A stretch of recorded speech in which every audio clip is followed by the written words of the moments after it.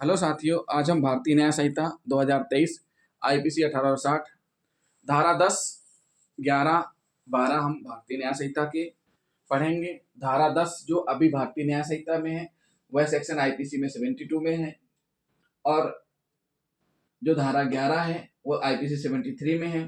जो धारा 12 है वो आईपीसी 74 में वर्णित है।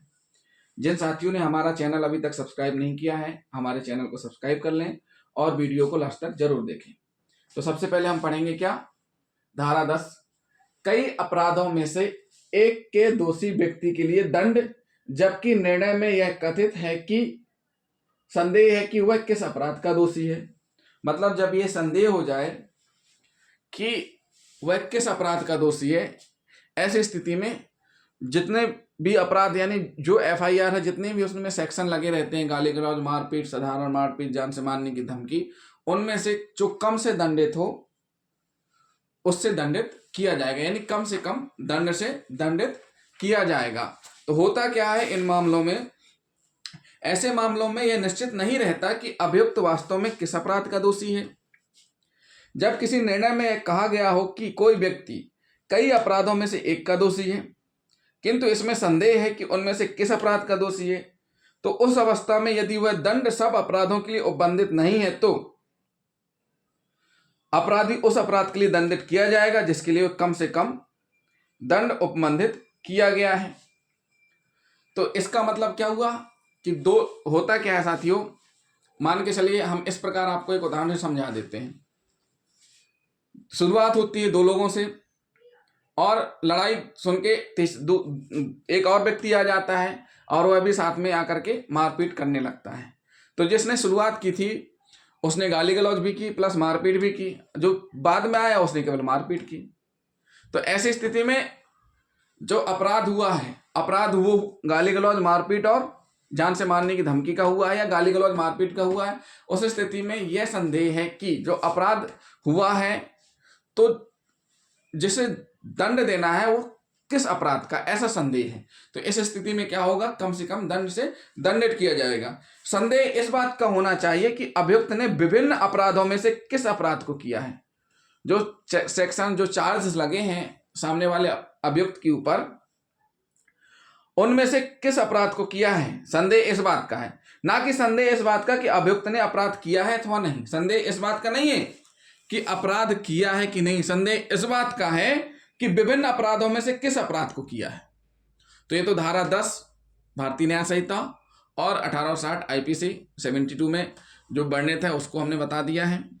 अब हम पढ़ेंगे एकांत परिरोध, धारा 11 आईपीसी में 73 है। धारा 11 एकांत परिरोध नाम से ही स्पष्ट है, एकांत स्थान पर रखा जाना। मतलब एकांत परिरोध का अर्थ यह होता है कि कैदी को बिल्कुल ही एकांत स्थान या अलग कोठरी में रखा जाए और किसी तरीके से बाहरी दुनिया से उसका कोई संपर्क न करने दिया जाए। क्या किया जाए, कैदी को एकांत स्थान अर्थात अलग कोठरी में रखा जाए, बाहरी दुनिया से उसका संपर्क ना हो। अब ऐसा किन किन परिस्थितियों में होता है, हर एक मामले में नहीं किया जा सकता है।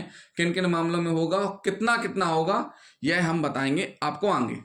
तो अपराध ऐसा हो जिसके लिए न्यायालय कठोर कारावास से अभियुक्त को दंडित करने का अधिकारी हो।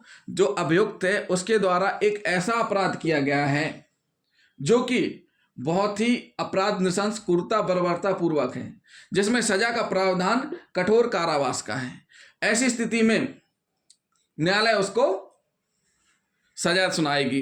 तो सीधा सीधा हुआ, अपराध ऐसा हो जिसके लिए न्यायालय कठोर कारावास से अभियुक्त को दंडित करने का अधिकारी हो। दूसरी बात, बीएनएस यानी भारतीय न्याय संहिता आईपीसी के अधीन दंडनीय अपराधों के लिए दिया जा सकता है। जो एकांत परिरोध है वो किसके लिए दिया जाएगा, बीएनएस आईपीसी यानी भारतीय दंड संहिता के अधीन दंडनीय अपराधों के लिए दिया जा सकता है।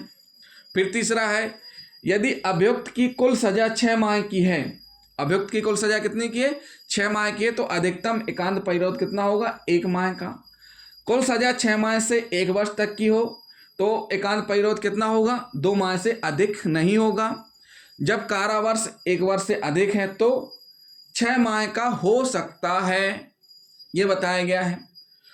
चौथे में हम देख लेते हैं एकांत परिरोध में, संपूर्ण दंड में एकांत परिरोध की कुल अवधि, जो संपूर्ण दंड है उसमें एकांत परिरोध की कुल अवधि कुल मिलाकर 3 माह से अधिक नहीं होनी चाहिए। जो संपूर्ण दंड उसको मिला है, जैसे आजीवन कारावास मिला है, तो उसमें कुल मिला के 3 माह से अधिक नहीं होनी चाहिए, और एक बार में 14 दिन से अधिक एकांत परिरोध में नहीं रखा जा सकता। मतलब 3 माह है तो इसका मतलब 3 माह इकट्ठा लगातार नहीं रखना है, एक बार में अधिकतम कितने दिन के लिए, 14 दिन के लिए रख सकते हैं, 14 दिन से अधिक के लिए नहीं रख सकते हैं।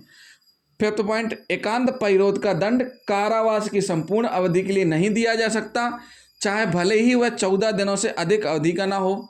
अब इसमें स्पष्ट कर दिया कि एकांत परिरोध मतलब जो सजा हुई है वो संपूर्ण अवधि के लिए नहीं हो सकता। जैसे किसी को 14 दिन की सजा हुई है तो उस स्थिति में 14 दिन के लिए एकांत परिरोध में नहीं रख सकते। फिर है, यह दंड ऐसे मामलों में दिया जाना चाहिए, कैसे मामलों में दिया जाना चाहिए, तो ये ऐसे मामलों में दिया जाना चाहिए जिसमें अभियुक्त ने निशंसता, क्रूरता, बर्बरता पूर्वक अपराध किया हो। कैसा किया हो, बर्बरता पूर्वक अपराध किया हो। मृत्युदंड से दंडनीय अपराधी को अन्य अपराधियों से, अब इसके बाद भी बोल रहे हैं कि अपराधी को उसकी सहमति से भी एकांत परिरोध पर रखा जा सकता है। कब होता है ये हम आपको बता देते हैं। मृत्युदंड से दंडित अपराधी को अन्य अपराधियों से केवल तभी अलग रखा जा सकता है जब दंडादेश अंतिम और अपरिवर्तनीय हो। उच्चतम न्यायालय ने अभी निर्धारित किया कि यदि कोई अपराधी अपनी स्वयं की सुरक्षा के लिए एकांत परिरोध की मांग करता है तो उसकी इस बात के लिए लिखित सम्मति और उस पर उच्चतम अधिकारियों की स्वीकृति पूर्णतः अनिवार्य है। मतलब अगर कोई व्यक्ति चाहता है कि उसको अलग बैरक में रखा जाए, अलग कोठरी में रखा जाए, तो क्या चाहिए उसके लिए, उसकी स्वयं की लिखित सम्मति हो, प्लस जो उच्चतम अधिकारी हैं जेल के उनकी भी सहमति हो, और ये भी सुरक्षा की दृष्टि से ऐसा किया जा सकता है। अब ये तो हो गया धारा 11। अब धारा 12। धारा 12 क्या कहती है, एकांत परिरोध की अवधि, यानी कि आईपीसी की धारा 74 क्या कहती है, एकांत परिरोध की अवधि कितनी हो सकती है।